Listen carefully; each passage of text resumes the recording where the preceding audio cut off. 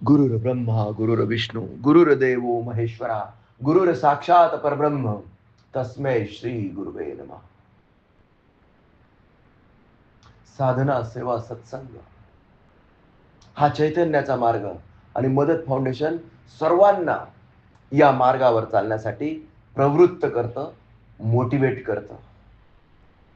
यारे यारे लहान थोर तुका म्हणे मांडले दुकान देतो मोलाविन साऱ्या वस्तू. पण सगळं काही हे असं दुकान आहे की तुम्हाला जे हवं ते सगळं प्राप्त केलं जाऊ शकतं. पण प्रॉब्लेम हा आहे की कुणाला काय हवं आहे. आणि प्रॉब्लेम हा पण आहे की बऱ्याच लोकांना बरंच काय काय काय काय हवं आहे. भाई आखिर तुम चाहते क्या हो. खूप इच्छा, खूप आकांक्षा, खूप अपेक्षा आणि त्याच्यामुळे माणसाची अवस्था सस घेऊ की मास घेऊ, असं करू की तसं करू, इथं जाऊ की तिथं जाऊ, काय केल्याने मला सुख प्राप्त होईल. आणि या सुखासाठी सामान्य मनुष्य धडपडत राहतो. चैतन्याचा हा मार्ग ग्वाही देतो, ग्वाही देतो की 100% तुमच्या आयुष्यात परिवर्तन होणार म्हणजे होणारच. ही काळ्या दगडावरची पांढरी रेख. पण आता जर आपण समाजात बघितलं तर नास्तिक कोणीच नाहीये. सगळे इम्प्युअर आस्तिक आहेत, अर्धवट आस्तिक आहेत. तो कसाई सुद्धा ला इलल्ला बिस्मिल्ला म्हणून कसाई सुद्धा असा मंत्र म्हणून हत्या करतो, जीव हत्या करतो. म्हणजे तो नास्तिक म्हणावा का? नाही, तो सुद्धा आस्तिक आहे. पण मी तुम्हाला सांगतो, अर्धवट आस्तिक लोकांचीच संख्या जास्त आहे. मला इथं पाहिजे प्युअर नास्तिक, मला इथं पाहिजे प्युअर नास्तिक. प्युअर नास्तिक त्याच्यात प्युरिटी पाहिजे. मी भगवंताला मानत नाही, मानतच नाही असा माणूस, मी असं म्हणतो, या चैतन्याच्या मार्गावर जास्त इमानदारीने चालू शकतो. कारण कारण तो शुद्ध आहे, तो प्युअर आहे. आणि मला असं वाटतं की नास्तिकता ही आस्तिकतेची पहिली पायरी आहे. नास्तिकता ही आस्तिकतेची पहिली पायरी आहे. माणूस नास्तिक असलाच पाहिजे, पण तो आळशी नसावा, तो इम्प्युअर नसावा. छाती ठोकून त्याने मान्य केलं पाहिजे की मी नास्तिक आहे. हो, मी नास्तिक आहे. हा माणूस स्पिरिच्युअलिटीमध्ये, अध्यात्मामध्ये खूप लवकर प्रगती करू शकतो, अर्धवट आणि इम्प्युअर आस्तिक लोकांपेक्षा. खूप कॉन्ट्राडिक्टरी तुम्हाला वाटेल हे, पण हे धदांध सत्य आहे. नास्तिक लोक या समाजामध्ये रेअरली सापडतील तुम्हाला. कोणी ना कोणी, कुठे ना कुठे, कुठे ना कुठे त्याची आस्था असतेच. आणि मी तुम्हाला सांगतो, मी जेव्हा डोळे उघडून पाहतो तेव्हा ज्ञान तर मला सगळीकडे दिसतं. काल मी सहज इकडून घरी जात होतो आणि कुठेतरी योगाचा क्लास चालू होता आणि त्या योगाच्या क्लासमध्ये संपतच आला होता तो. आणि सगळ्यात शेवटी त्यांनी प्रार्थना लावलेली होती याच्यावर, माईकवर. आणि ती प्रार्थना ऐकली मी.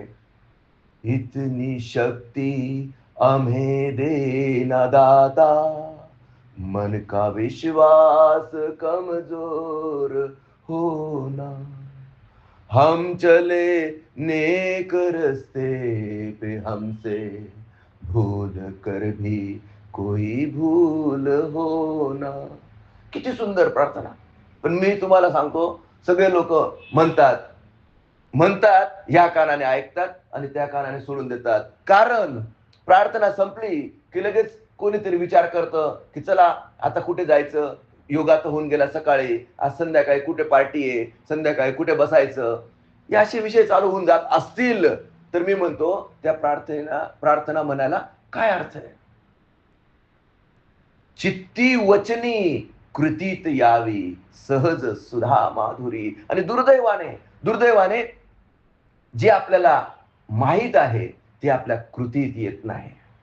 ज्ञान तर सगळीकडे आहे, ज्ञान तर सगळीकडे आहे. जिकडे तिकडे मला ज्ञान दिसतं. त्याच शाळेतल्या 7वी-8वीचे मुलं होते. मी त्यांना विचारलं, काय रे बाबा तुझं नाव काय? एकाने मला नाव सांगितलं, राम. म्हटलं अरे वा, किती सुंदर नाव आहे. का रे, का नाव ठेवलं? कोणी नाव ठेवलं तुझं? म्हणे माझ्या आईने. कुठला आहेस? कुठल्या मनमाडकडचा कुठला तरी सांगितलं त्याने. तुझ्या आईने हे तुझं नाव ठेवलं राम. या राम शब्दाचा अर्थ काय? तो म्हटला राम, प्रभू राम, रामदेव आहे ना देव, त्याच्यावरून माझं नाव ठेवलेलं आहे. आईने ठेवलंय की वडिलांनी ठेवलंय? नाही, वडील नाही येत मला. बिचारा आई वडिलांशिवाय पोरका होता आणि राम हे सुंदर नाव त्याच्या आईने त्याला ठेवलं होतं. दुसऱ्या मुलाला मी विचारलं, तुझं नाव काय? तो म्हटला आदित्य. म्हटलं आदित्य म्हणजे काय? 6वीच्या मुलाला आदित्य म्हणजे काय माहित नाही. ही शोकांतिका आहे, ही शोकांतिका आहे आणि हे फेल्युअर आहे आपल्या समाजाचं, आपल्या समाजाचं. माझं नाव, मला माझ्या नावाचा अर्थ माहित पाहिजे ना. आदित्य म्हणजे सूर्य, आणि सूर्याचं आणि माझं रिलेशन काय आहे? अरे सूर्य नारायण आहे, हा दिसणारा देव आहे, दिसणारा देव आहे. कोणी नाव ठेवतोय राम. राम हा बीज मंत्र आहे. र र म्हणजे पुरुषार्थ आणि म म्हणजे समर्पण. बघा, बीजाक्षर राम. राम राम राम नाही, तो वाल्या कोळ्याचा वाल्मिकी ऋषी बनून गेला, मरा मरा मरा मरा म्हणून. त्या मुलाचं नाव राम ठेवलं असेल त्याच्या आईने, काय दृष्टिकोन असेल? काय नाही, आवडतं म्हणून ठेवलं. अरे नाही, नाही, त्या राम, र म्हणजे पुरुषार्थ आणि म म्हणजे समर्पण. त्या बीज अक्षरांशी आपण आपण एक रूप झालो तर मी म्हणतो आयुष्याचं कल्याण झालं, आयुष्याचं कल्याण झालं. असं नाव त्याच्या आईने ठेवलं, पण त्याच्या आईला पण माहिती नाही आणि त्या मुलाला पण माहिती नाही. ज्या मुलाचं नाव आदित्य ठेवलं गेलं, आदित्य म्हणजे काय हे सुद्धा त्याला माहिती नाही. आणि अपयश कुणाचं आहे? अरे कोणती पिढी आपण निर्माण करतोय, कशी पिढी आपण निर्माण करतोय. म्हणून मी म्हणतो की या जगात अर्धवट नास्तिक लोकांचाच, अर्धवट आस्तिक लोकांचाच भरमसाठ हे. अर्धवट आस्तिक आणि अर्धवट नास्तिक दोघं मूर्ख आहेत असं मला वाटतं. एक तर प्युअर आस्तिक पाहिजे किंवा प्युअर नास्तिक पाहिजे, आणि प्युअर असेल तर त्याच्यात ट्रान्सफॉर्मेशन होतं, तरच त्याच्यात ट्रान्सफॉर्मेशन. जोपर्यंत तुमची आस्तिकता किंवा तुमची नास्तिकता प्युरिटीची कसोटी पूर्ण करत नाही, कंप्लीट करत नाही, तोपर्यंत तुम्ही आध्यात्मिक बनू शकत नाही, तोपर्यंत तुम्ही पूर्णत्वाला पोहोचू शकत नाही, तोपर्यंत जे तुमचं उद्दिष्ट आहे, the only purpose of man sojourn on this planet earth is to seek God.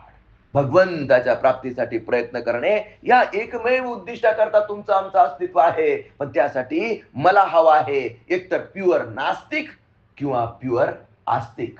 आणि जेव्हा मी समाजात बघतो तेव्हा प्युअर आस्तिक पण खूप थोडे आणि प्युअर नास्तिक पण जवळजवळ नाहीच. बघा, आणि मधल्या लोकांचा म्हणजे इम्प्युअर आस्तिक आणि इम्प्युअर नास्तिक यांचाच भरणा दिसतो, यांचाच भरणा दिसतो. कोणी मग मांढर देवीला जाऊन मेंढी कापतं, कोणी मग पारायण करतं, कोणी उपवास तपास करतं, कोणी नाही नाही नाही त्या म्हसोबाला जातो, कोणी म्हणतो नाही नाही नाही तो म्हसोबा पावतो, कोणी म्हणतो नाही नाही नाही गाणगापूरला जाऊन या सगळं क्लिअर होऊन जातं. अरे नीट समजून घ्या, व्हॉट इज स्पिरिच्युअलिटी मीन्स. भक्ती मार्ग, कर्म मार्ग, ज्ञान मार्ग. कर्म मार्गाचा प्रॉब्लेम सांगतो, कर्म मार्गाचा प्रॉब्लेम सांगतो. तुम्हाला क्रिया करायला सांगितलं की आळस येतो. जाऊ द्या रे, उद्या करू, परवा करू, आजचं काम उद्यावर ढकलू. ही झाली इम्प्युरिटी, ही झाली कर्म मार्गाचा हा अडथळा आहे. ज्ञान तर सगळीकडे आहे, सगळीकडे दिसतंय. मी तुम्हाला सहज उदाहरण दिलं, राम हे नाव ज्या आईने ठेवलं त्याच्यातही अध्यात्म आहे, त्याच्यातही ब्रह्म आहे. ब्रह्म सत्य, जगत मिथ्या. हे कुणाला माहित नाही. मी म्हणतो हे ब्रह्मज्ञान गावागावातल्या लोकांना, खेड्यापाड्यातल्या लोकांना सुद्धा माहिती आहे. तुम्ही म्हणाल कसं काय? अरे ज्या ज्या गावात एक सुद्धा मंदिर नाही, एक सुद्धा मस्जिद नाही, त्यांना सुद्धा हे ब्रह्मज्ञान माहित आहे. कसं? कारण सगळ्यांना माहितीये की एक ना एक दिवस आपल्याला मरायचंय. सगळ्यांना माहितीये की एक ना एक दिवस मरायचंय. कोण डिनाय करेल?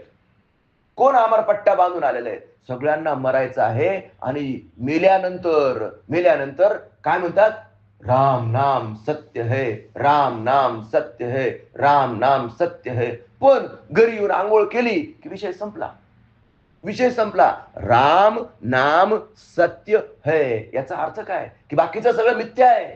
तुम्ही अखंड नामस्मरण करा. हा मेसेज मला मला त्या वैकुंठ स्मशानभूमीत जाताना नेणारी ती प्रेत यात्रा देते, आठवण करून देते मला की ब्रह्म सत्य जगत मिथ्या. पण आपण काय करतो? आपण अशा पद्धतीने जगतो की जसा मी अमरपट्टाच बांधून आलेलो आहे. मी कधी मरूच शकत नाही, मी कधी मरणारच नाही. आणि मृत्यूला आपण सहजासहजी स्वीकारत नाही. आणि म्हणूनच अध्यात्म आपल्याला कळत नाही.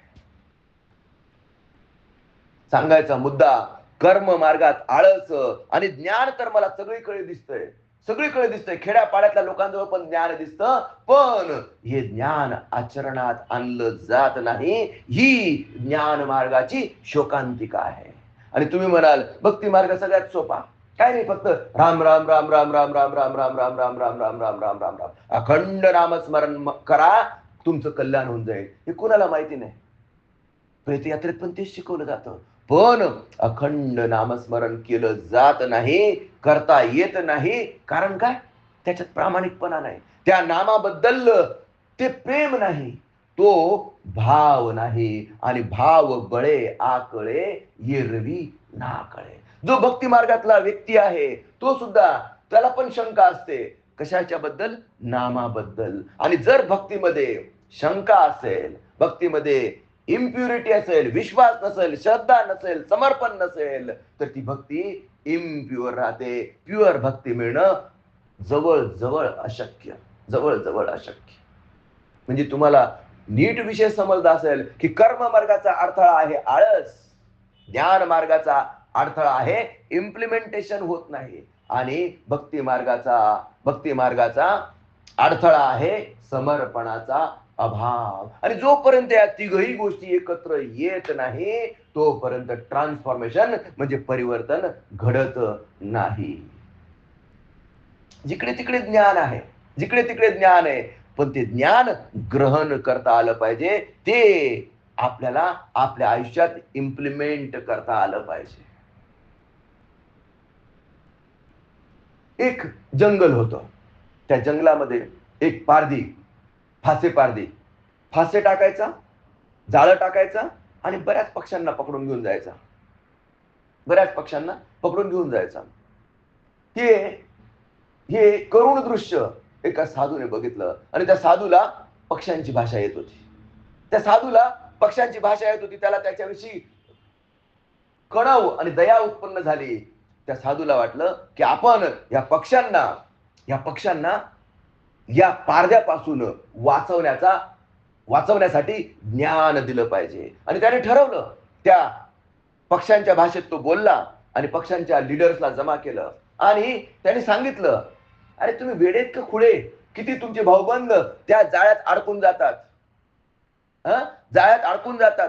तुम्हाला मी एक त्याच्यात जाळ्यात न अडकण्याचा एक कान मंत्र सांगतो, तो तुम्ही नीट आत्मसात करा. तुम्ही कधीच या जाळ्यात अडकू शकत नाही.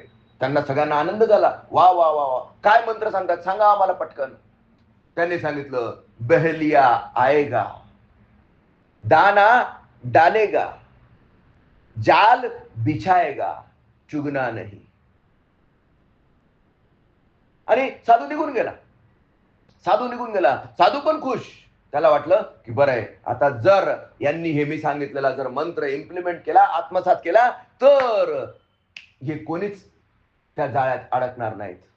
आणि जेव्हा दुसऱ्या दिवशी तो रिटर्न जर्नी मध्ये आला, त्याला बघितलं सगळे पक्षी त्या जाळ्यात अडकलेले होते.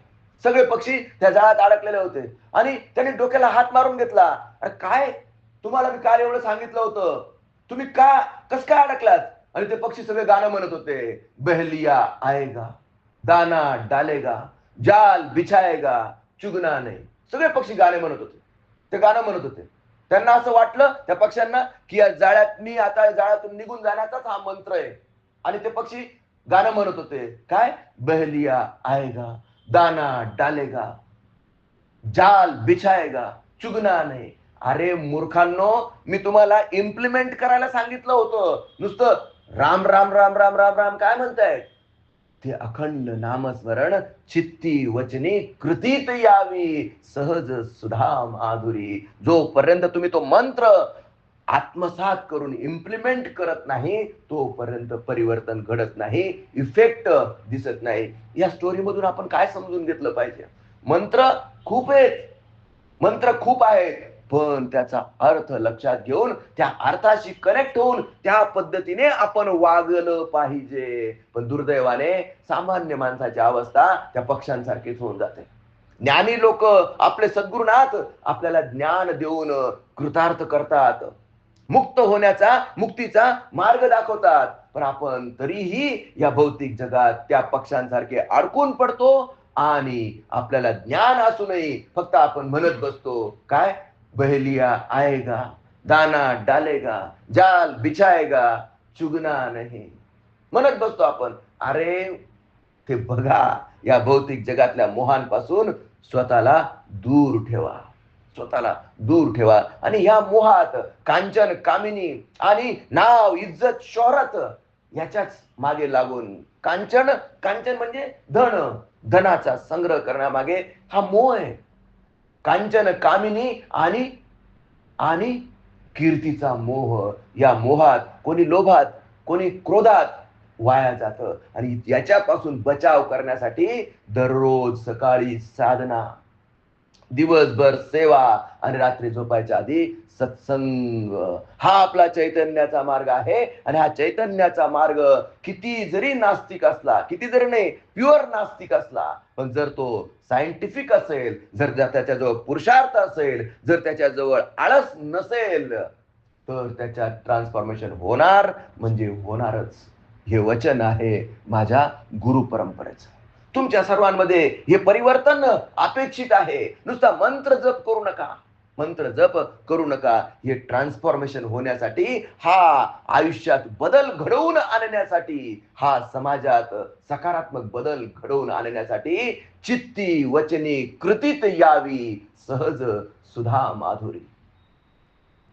या शुभेच्छेसह आजच्या सत्संगाला आपण विराम देऊया. श्री गुरुदेव दत्त.